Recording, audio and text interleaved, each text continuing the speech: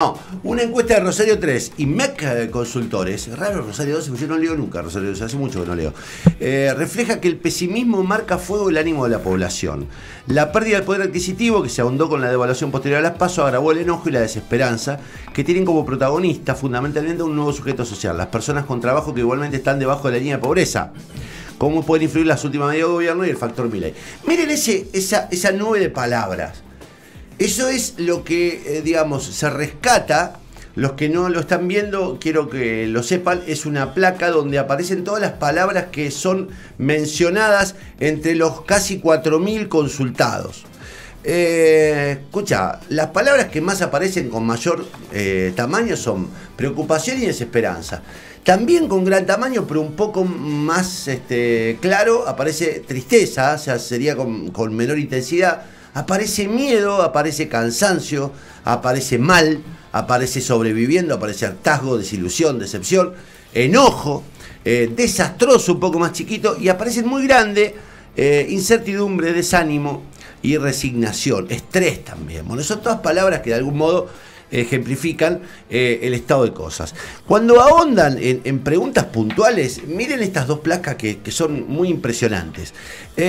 La primera de ellas, ponela, Martín, porque no sé cuál de las dos vas a poner, pero esa. En los últimos 90 días, tu situación económica, el 43% dice que empeoró mucho. En los últimos 90 días, empeoró mucho. El 39 dice que empeoró algo, o sea que empeoró, con lo cual tenemos ahí un 82% de personas que dicen haber empeorado su situación. El 14% dice que se mantuvo igual que antes, es decir, mal, con el cual estamos hablando de un 90 y pico por ciento de gente que la está pasando mal o peor. El 4% dice que mejoró algo y apenas el 1% dice que mejoró mucho. Nada, no sé quién es el 1% que mejoró mucho, pero probablemente sea esos amigos de Guille que siempre están mejor. Y el que mejoró algo debe ser alguno de los beneficiarios de, no sé, de la devolución del IVA o los que le dejaron de pagar, o esta chica, la numeróloga Piti.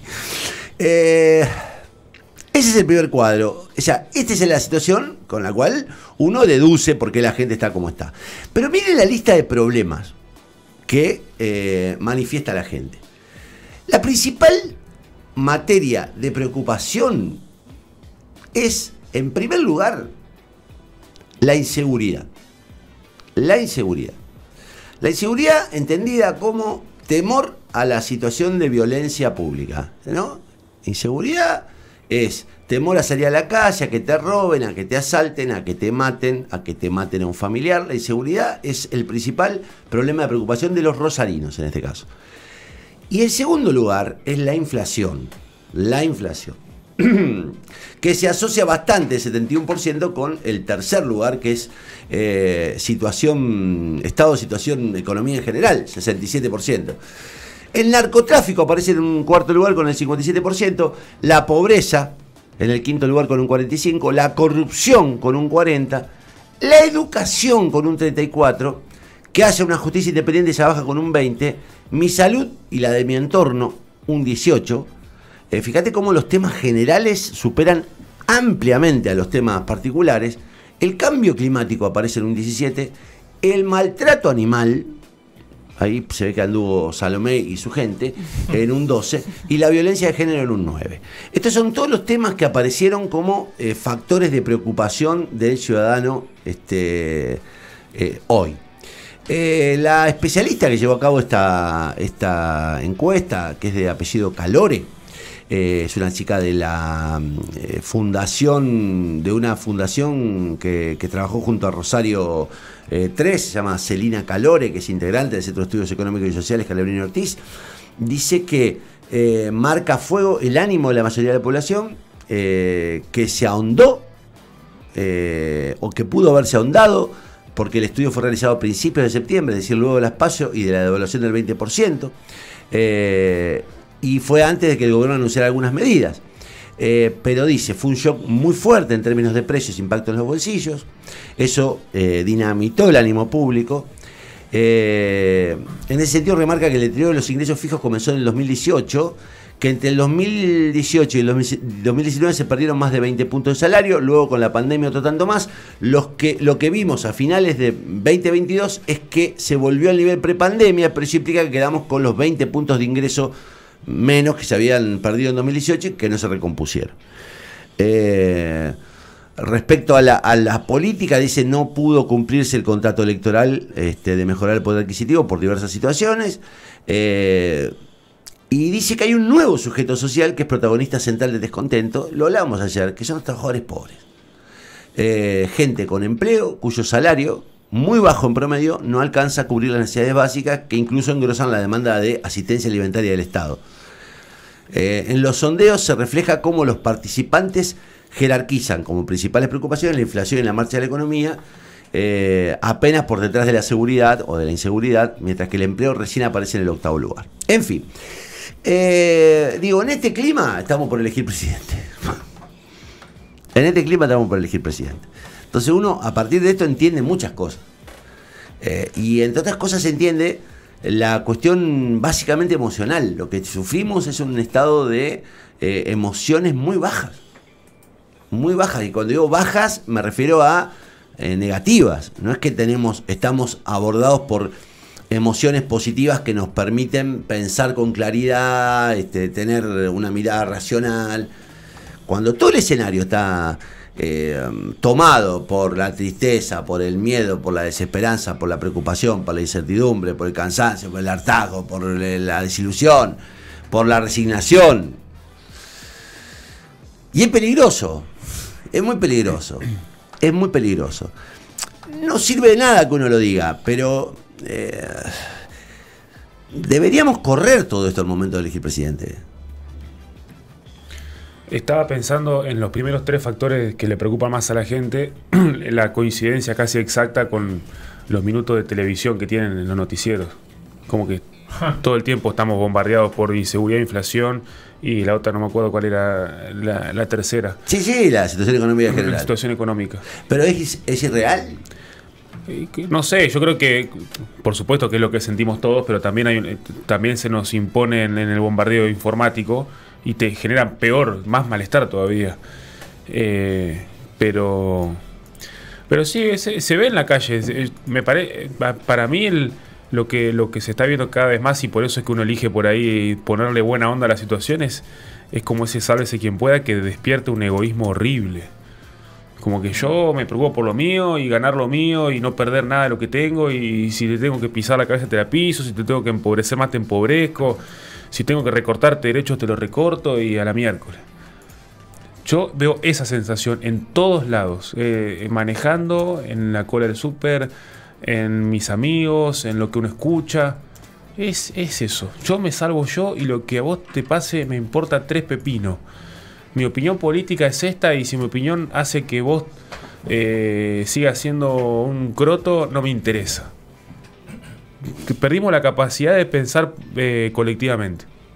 Y a mí a eso me enloquece. Es lo peor que me hace toda esta situación. Cada uno pensando en su bolsillo, en su vida y en su bienestar. Y no se puede construir nada. Por eso me desilusiona el futuro. Sí, bueno, lo que pasa es que la otra pregunta es si de verdad esto es un estado,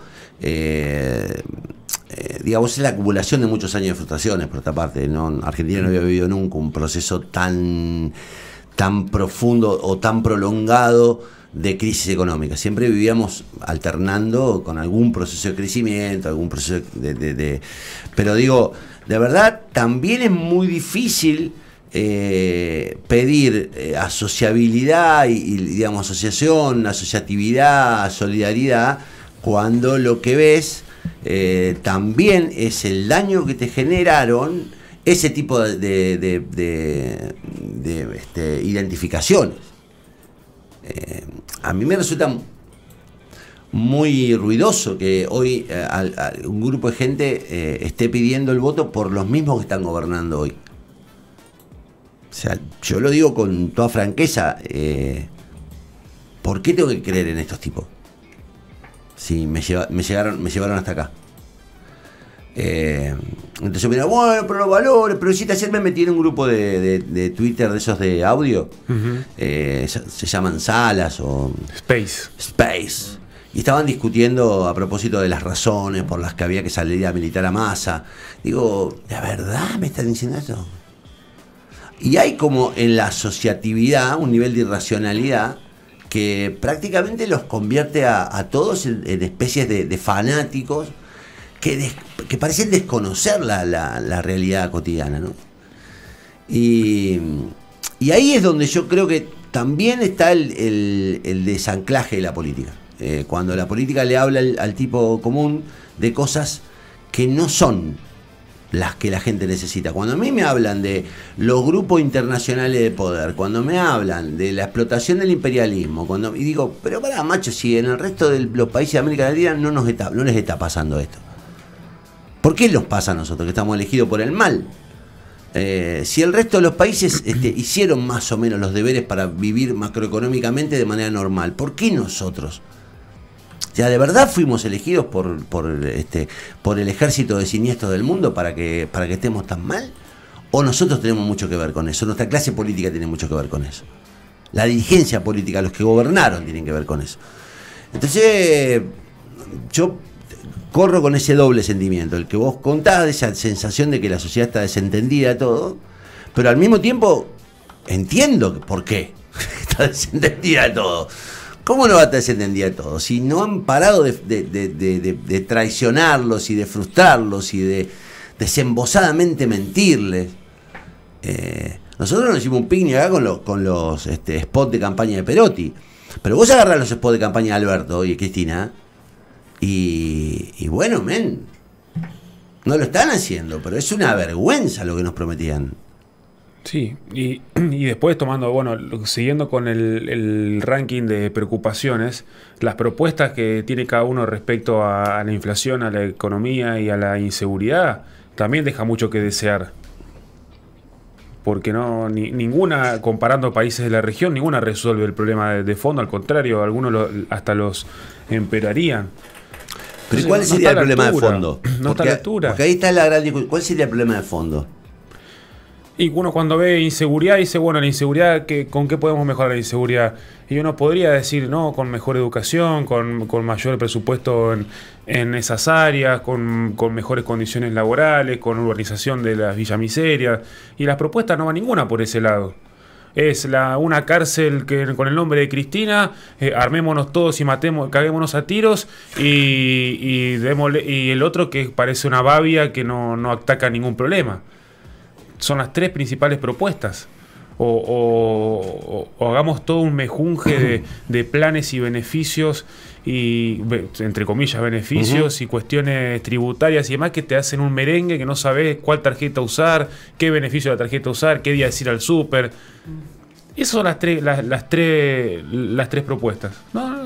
El tema es que está totalmente polarizado.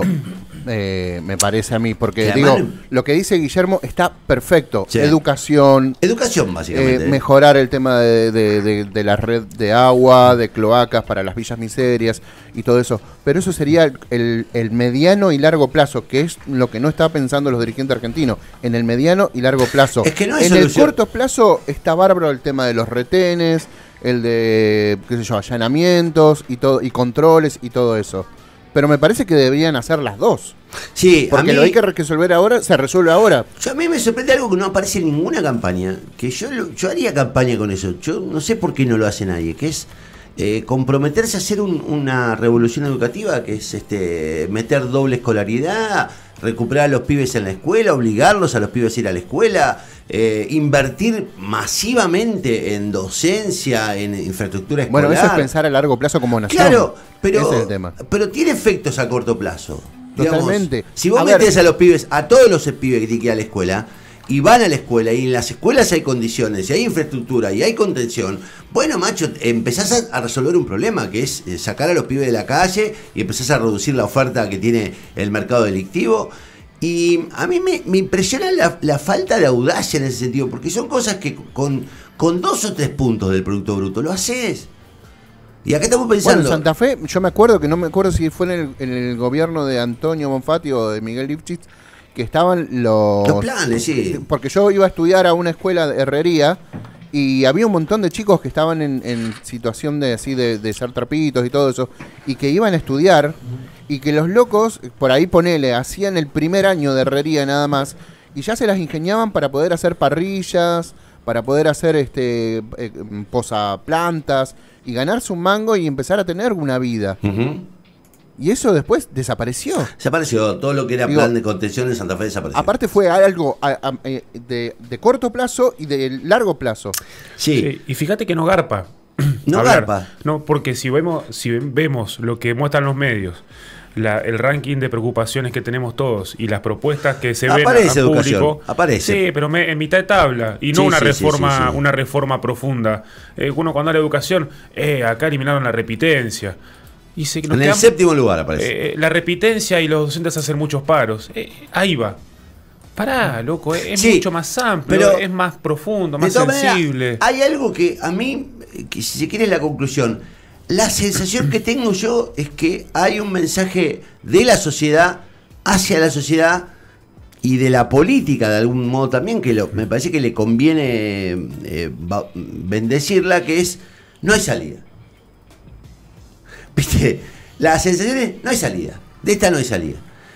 Y es mentira que no hay salida. Es una gran mentira que no hay salida. No está escrito que no haya salida. Qué difícil, qué complicado, que requiere de reformas duras.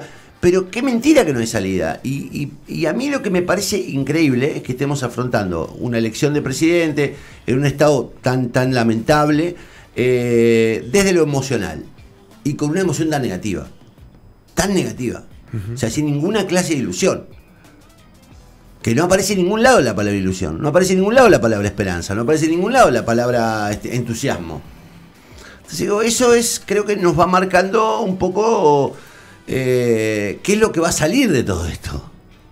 Sí. ¿Qué es lo que va a salir de todo esto? Ojalá el que sea presidente, yo espero que sean o Bullrich o Massa, digamos, sean capaces de construir un nuevo relato que nos permita ilusionarnos. Pero tampoco tengo demasiadas expectativas en que eso ocurra. Y menos si gana Milei, sinceramente. Menos si gana Milei, porque vamos a afrontarnos a un horizonte desconocido. Sí, y también me gustaría decir que más allá de lo que uno vote de manera nacional, también confiamos en las votaciones locales, en el municipio, en la provincia. Creo que tienen mucho para hacer más allá de la figura que mañana ocupe la presidencia. Si se hacen los boludos y dicen, oh, bueno, pero las medidas del gobierno nacional me condicionan. Bueno, te pueden condicionar, pero no te pueden limitar ni definir. No, si tenías un proyecto, venía a hacerlo, porque hay, creo yo, ilusión con Poletti, hay ilusión con el Puyaro. Eso lo demuestran los números con los cuales ganó. Son muy abrumadores, entonces tienen la responsabilidad de comandar las voluntades y tienen el equipo para hacerlo. Después estará en ellos hacerlo o no. Pero me parece que también esas expresiones locales tienen su responsabilidad y tienen la cuota de esperanza que no vemos a nivel nacional. Por lo menos lo vimos en las últimas elecciones de las provincias.